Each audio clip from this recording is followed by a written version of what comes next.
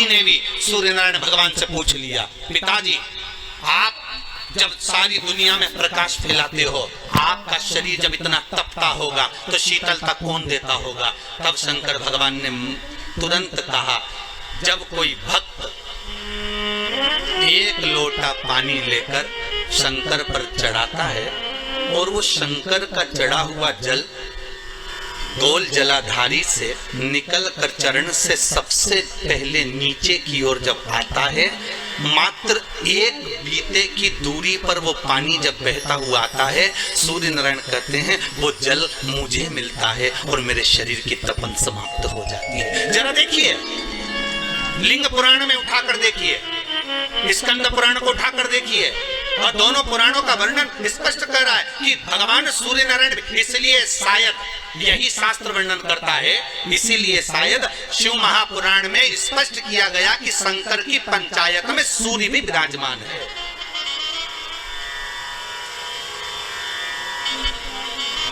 शंकर जी की पंचायत का मंदिर है क्या पांडे तारा में कहीं?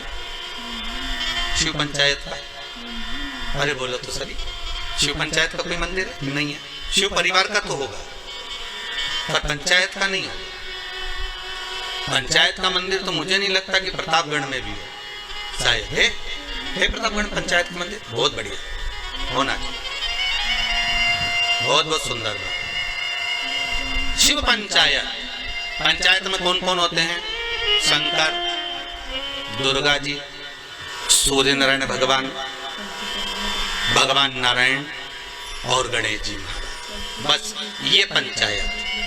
और परिवार में कौन कौन होते हैं? पार्वती, कार्तिकेय, गणेश, शिव, नंदी, ये परिवार। शिव पंचायत में केवल 5, और शायद इसीलिए शिव महापुराण की कथा में जो पंचायत का महत्व कहा गया, उस पंचायत में सूर्य की भागीदारी जो कही गई है कि एक बीता, आपके यहाँ अगर कहीं पर आपने शिवलिंग का दर्शन करा होगा, ये शिवलिंग है, ये जलाधारी है, ये पानी निकलने का स्थान है, यहाँ से जहाँ से पानी नीचे गिर गया और गिरने के बाद जब एक बीते तक जाता है, उस एक बीते पर सूर्य नारायण भगवान का भाग चालू हो जाता है। एक बीते क्यों कहते हैं? जिसको चर्म रोग हो जाता है, जिसका शरीर सफेद पड़ गया, चमड़ी बेकार हो गई, काला पड़ गया, शरीर में कहीं चट्टे पड़ गए, कहीं शरीर में दाने पड़ गए, पूरा चेहरा बेकार हो गया, पूरा शरीर बेकार हो गया, तो क्यों कहते हैं कि एक बीता जब पानी बह जाए, उस बहे पानी को हाथ का लेपन कर कर शरीर पर लगा लिया जाता है, शरीर ठीक होने लगता है, सूर्य का भाग वहां से चालू हो जाता है।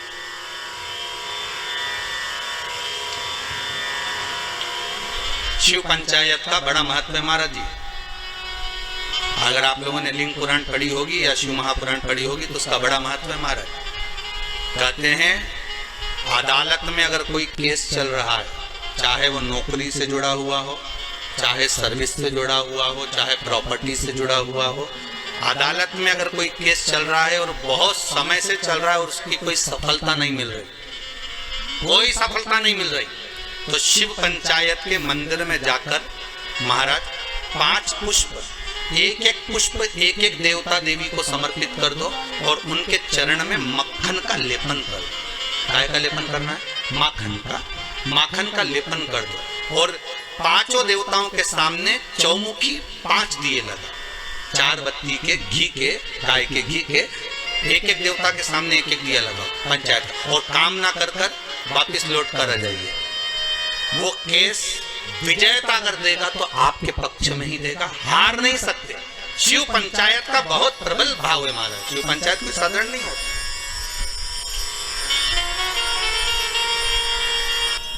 कोई लड़का लड़की का विवाह हुआ हो, तलाक हो गया हो, दूसरी बार शादी नहीं हो रही हो, बहुत परेशान हो गए और विवाह नहीं जम रहा हो, तो शिव पंचायत के मंदिर में बैठकर 5 देवताओं पर जल और उस जल में चंदन मिलाकर चढ़ाया जाता है महाराज। केवल 3 प्रदोष चढ़ा देते हैं, 4थी प्रदोष तक तो बाबा कृपा ही कर देता है महाराज। शिव पंचायत का इतना महत्व है, शिव पंचायत कोई साधारण नहीं होती महाराज। शिव पंचायत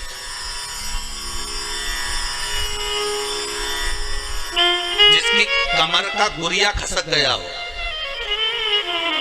या घुटने की हड्डी खसक गई हो, या हाथ पैर कहीं की भी कोई हड्डी खसक गई है महाराज, और डॉक्टर अपना काम कर रहे हैं, गुड़िया नहीं जम रहा, और आपको केवल दवाई से ही अच्छे होना है, तो मूंग, हरी जो मूंग होती है वो शिव पंचायत के मंदिर में कम से कम 5 या 7 दिन तक चढ़ाएं, उसी मूंग को वापस उठा कर लाएं और उसको सुबह सुबह पानी में गलाकर खाना चालू कर दे। बाबा चाहेगा तो 15 दिन नहीं लगते, बुढ़िया अपनी जगह पर बैठ जाती। शिव पंचायत, शिव पंचायत का बड़ा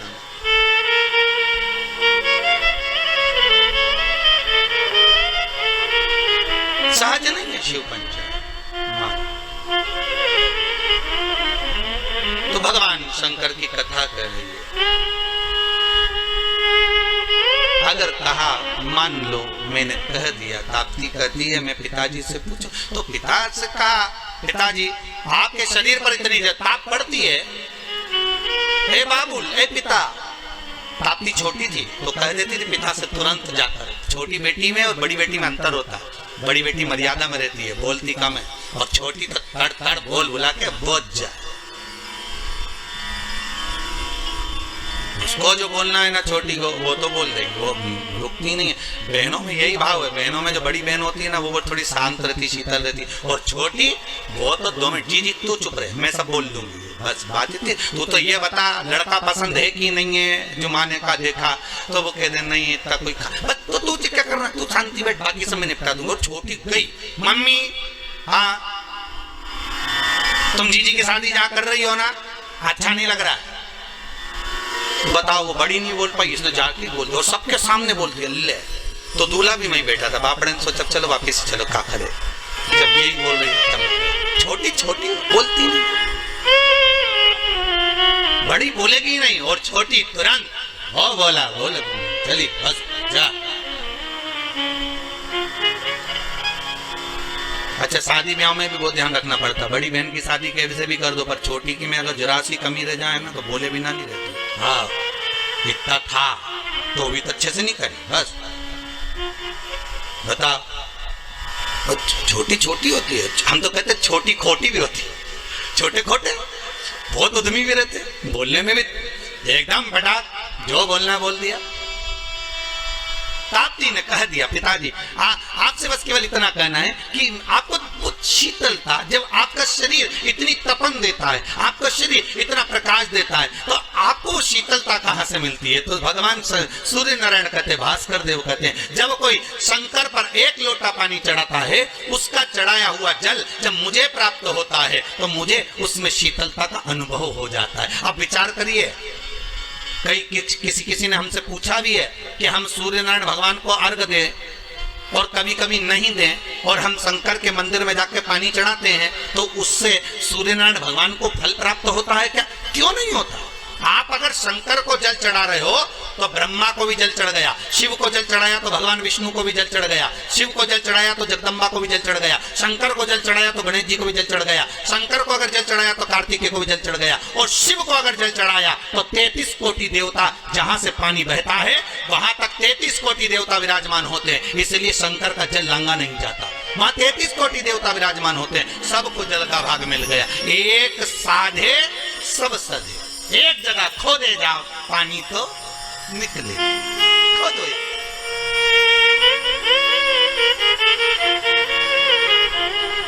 मिल गया।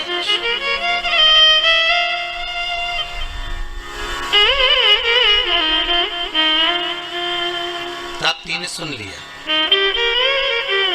जी पिताजी को शंकर जी से भाग प्राप्त होता है, इसलिए तपन नहीं होता। मैं तुझे एक बात कहूं, तू ठाकुर जी को बाद में भजना, कन्हैया को बाद में प्राप्त करना, सांवरिया की तू बाद में हो जाना। पहले एक निवेदन करती हूँ, पहले शंकर का अनुमोदन कर। शिव का अनुमोदन, शिव का स्मरण, हाँ शंकर का स्मरण, हाँ।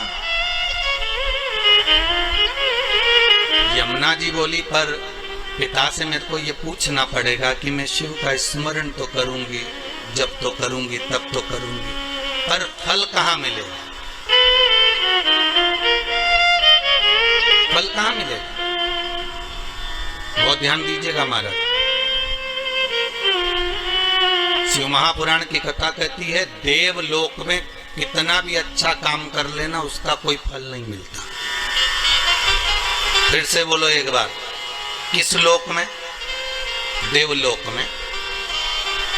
देवलोक में जाकर तुम भगवान का भजन करोगे उसका कोई फल नहीं मिलेगा, बहुत ध्यान दीजिएगा। देवलोक में जाकर तुम कथा सुनोगे उसका कोई फल नहीं मिलेगा।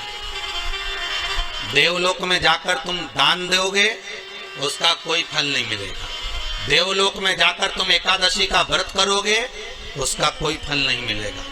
देवलोक में जाकर तुम चाहे अन्न दान करो, वस्त्र दान करो, स्वर्ण दान करो, मुद्रा दान करो, कन्या दान करो, गौ दान करो, उसका कोई फल नहीं होगा। फल केवल मृत्यु लोक में ही मिलता है।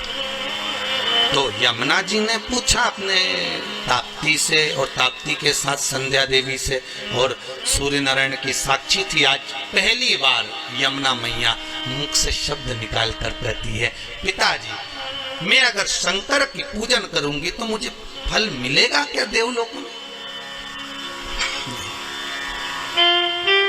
अरे किस्मत वाले हो मृत्यु लोक में रहने वाले। इस पृथ्वी पर जन्म अगर तुम्हारा हुआ है तो तुम किस्मत वाले हो। इस भूमंडल पर अगर आप पैदा हुए तो किस्मत वाले हो। सूर्य नारायण भगवान के शब्द सुनिएगा कि सूर्य नारायण भगवान क्या कर रहे हैं। सूर्य देवता कहते हैं, सुन यमुना ए कालंदी, ए यमुना सुन।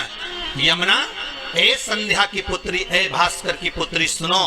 इस देवलोक में चाहे तुम उपास कर लो, दान कर लो, पुण्य कर लो, सत्कर्म कर लो, उसका कोई फल तुम्हें नहीं मिलेगा। अगर तुम्हें फल चाहिए तो तुम्हें मृत्यु लोक में जाना पड़ेगा। तो यमुना जी बोली, पिताजी मैं मृत्यु लोक में जाऊंगी और वहां अगर मैं तप साधना करूंगी तो मुझे फल मिलेगा? क्यों नहीं मिलेगा? मृत्यु लोक की भूमि केवल एक ऐसी भूमि है। देवलोक में देवता बसते हैं, मृत्यु लोक में महादेव बसता है। मृत्यु लोक की भूमि केवल एक ऐसी भूमि है जहां पर अगर व्यक्ति थोड़ा सा भी भजन करता है, पुण्य करता है, दान करता है, सत्कर्म करता है, नाम जाप करता है, तो उसका किया गया फल उसको तुरंत प्राप्त हो जाता है। कथा के दूसरे दिन की कथा याद करिए। आपको कहा था एक व्यक्ति इतना कंजूस था, उसने केवल कचरे का दान दिया था, और सांप अंदर आ रहा है और वो कचरा उसको रोक रहा है। हमारा किया गया दान, हमारा किया गया पुण्य, हमारा किया गया सत्कर्म, हमारा किया गया भजन, हमारे द्वारा किया गया गौ माता को दान, हमारे द्वारा किया गया मंदिर निर्माण में दान, हमारे द्वारा किया गया वृद्धजन को दान, हमारे द्वारा किया गया ब्राह्मण भोज को दान, हमने जो दान करा, चाहे कन्या को, गौ को, जिस रूप में दान करा, हमारा करा दान हमारे सामने आकर एक ना एक दिन खड़ा जरूर होता है। चाहे तुम्हारे को वेंटिलेटर पर ले जाकर भी अगर पटक दिया जाए तो तुम्हारा किया गया दान वहां भी आकर खड़ा हो जाएगा और वेंटिलेटर से उठाकर वापस घर पर लेकर आ जाएगा। ये वो दान, वो सत्कर्म, वो पुण्य तुम्हारे सामने आएगा, कोई दूसरा नहीं।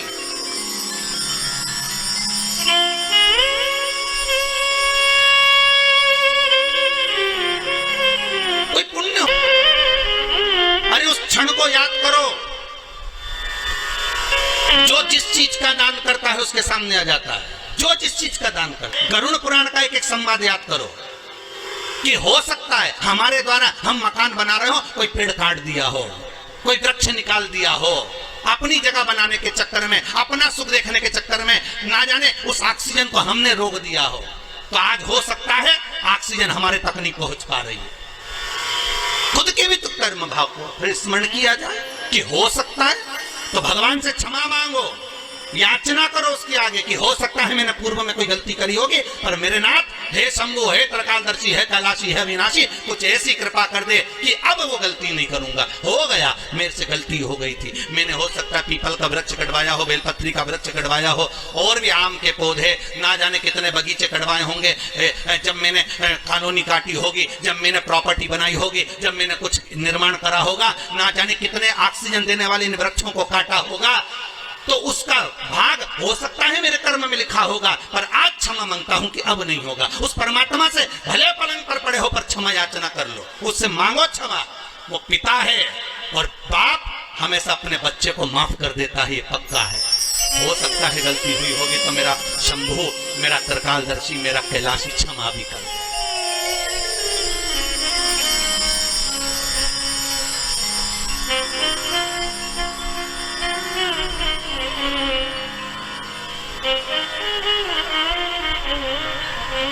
देने के लिए आतुरता। हो सकता है हमारा पुण्य,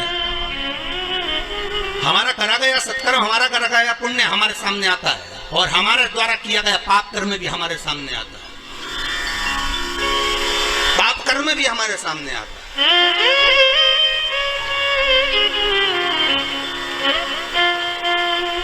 फिर निवेदन करूंगा, मत बुरे कर्म कर बंदे वरना पछताएगा, भगवान की आंखों से तू बच नहीं पाएगा, तू बच नहीं पाएगा।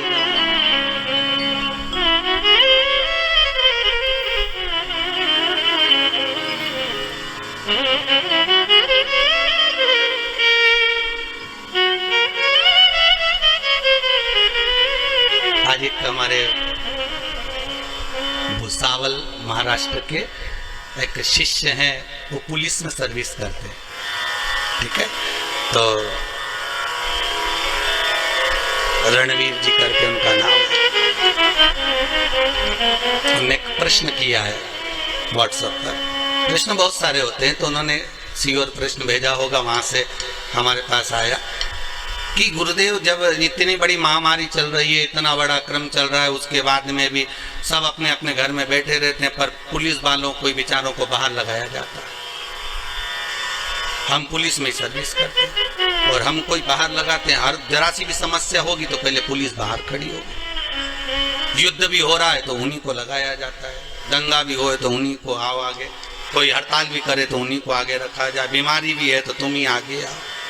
तो ऐसा हमारे साथ क्यों होता है? तो हमने उनको लिखकर भेजा है कि जब अमृत निकला था तो वो कलश जो था ना, उसका भाग अमृत तो सबने पी लिया था, पर जो खाली जो लोटा था ना, वो तुम्हारे खाते में आ गया था। और तुम्हारे खाते में जब वो खाली लोटा आया, पर दुनिया के लोगों ने देख लिया कि लोटा इन्हीं की ही मिला है, तो अमृत इन्हीं ने पिया। तो सबको लगता है कि इनने अमृत पी रखा है, इसलिए इनको आगे खड़ा कर दिया। वो लोटा तुम्हारे पास में है, भले अमृत दुनिया ने पिया हो, और लोटा तुम्हारे पास में। तो दुनिया ये जानती है कि इनने अमृत तत्व को पी रखा है, इसलिए इनको आगे रखा जाए। और विश्वास रखकर जब आप आगे बढ़ते हो, विक्रम जी, हमने उनको कहा, जब आप आगे बढ़ते हो विश्वास रखकर, तो बाबा भी तुम्हारा साथ देता है, तुम घबराना नहीं। अगर महामारी में भी अगर आज आप सामने आकर सेवा दे रही है पुलिस प्रशासन, गवर्नमेंट, सरकार, डॉक्टर, सिस्टर, ये आदि जितने आगे आकर अगर सेवा दे रहे हैं, तो आपका साथ देने वाला वो शंभू बैठा है। बस आप सत्कर्म करना, उसका ध्यान अच्छे से करना, उसका स्मरण अच्छे से, वो सुख देगा, वो आनंद देगा। तुम्हें स्वयं भगवान की अमृत नाम मिल गया है, तो फिर क्या टेंशन, क्या चिंता? सुख का भान हो, आनंद की अनुभूति हो। यमुना कह रही है कि मैं जाऊं।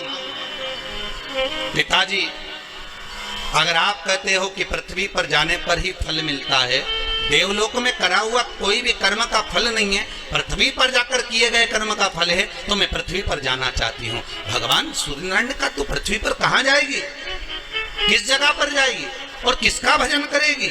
तो सूर्यनारायण भगवान के सामने यमुना जी कहती है बस जगह पर जाएगी, और किसका भजन करेगी? तो सूर्यनारायण भगवान के सामने यमुना जी कहती है बस जिस शंकर की आराधना मेरे पिता करते हैं, उस शंकर का अनुमोदन मैं करूंगी। किस लिए करेगी? बस मेरा जो स्वरूप है गोरा, मुझे श्याम बनाना है, श्याम के साथ में रहना है, तो मैं कहाँ जाऊं? भगवान सूर्य नारायण ने कहा, मेरे ही द्वारा निर्मित है कालिंदीगिरी पर्वत, मेरा ही एक स्वरूप है। कौन सा पर्वत? क्या नाम था? कालिंदीगिरी।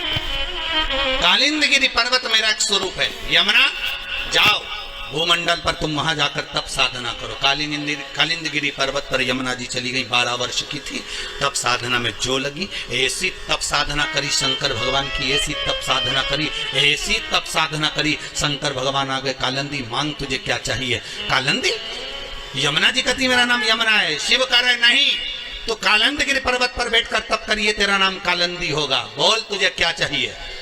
यमुना जी कहती हैं बस इतना कर दीजिए कि मैं जिस शाम का भजन करती हूँ उसके जैसा कलर कर दीजिए। शंकर भगवान ने कहा उसके जैसा बनने के लिए तुझे काम करना पड़ेगा। क्या?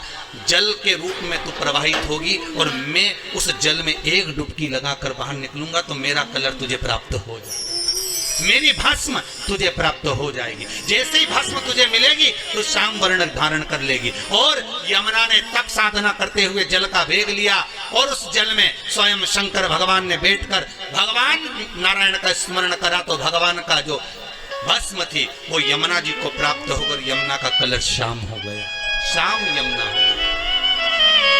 और यमुना का कलर जब श्याम हुआ वही यमुना भ्रमण करती करती करती करती जब आगे बढ़ती बढ़ती ब्रजमंडल में पहुंच गई।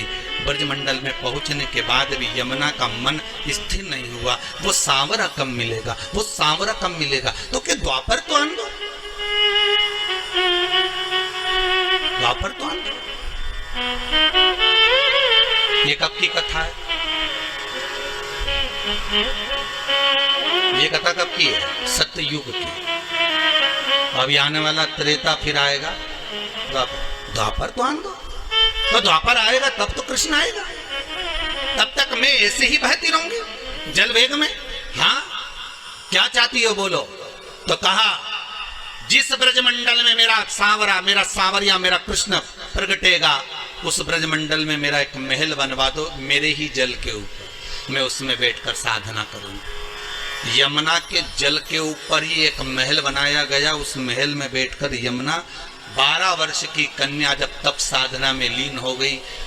कई युग निकल गए, कहते हैं सतयुग गया, त्रेता गया, द्वापर आ गया और यमुना उस कक्ष से, उस कुंज से, उस कमरे से, उस भवन से बाहर नहीं निकली। यमुना तप करती रही और आखिरी में जब यमुना को सूचना मिल गई कि सांवरा प्रकट होकर मेरे घाट के नजदीक में आ गया, पहली बार जब ठाकुर छोटी सी अवस्था धारण कर कर बाहर आए तो वही उस कुंज में, उस भवन में प्रवेश कर गए और यमुना जी का हाथ पकड़ा और भगवान कृष्ण खुद यमुना को निकालकर उस भवन से बाहर लेकर आ गए। यमुना को देखकर सांवरिया बोले तू तो मेरे जैसी दिखती है, मेरा स्वरूप तुझे मिला, तू मेरे जैसी दिखती है। यमुना चरण पकड़ लेती है, कहती है नाथ बस मैं आपकी ही होना चाहती हूँ। भगवान ने कहा चिंता मत कर, अभी नहीं, जब मैं बड़ा हो जाऊंगा, मथुरा छोड़ दूंगा, जब मथुरा से जाऊंगा तब कालंदी तुझे लेकर द्वारका जाऊंगा। तुम मेरे साथ चलना, मेरी पटरानी बनकर बैठी। जब तक अटकेलियां यहीं करेंगे, यहीं विराजेंगे। सहजता नहीं है।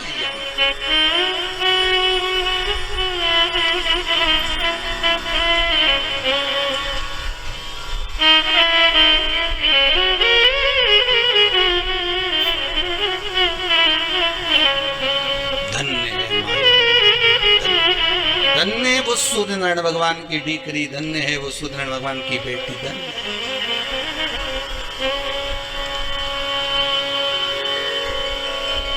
धन्य साधारण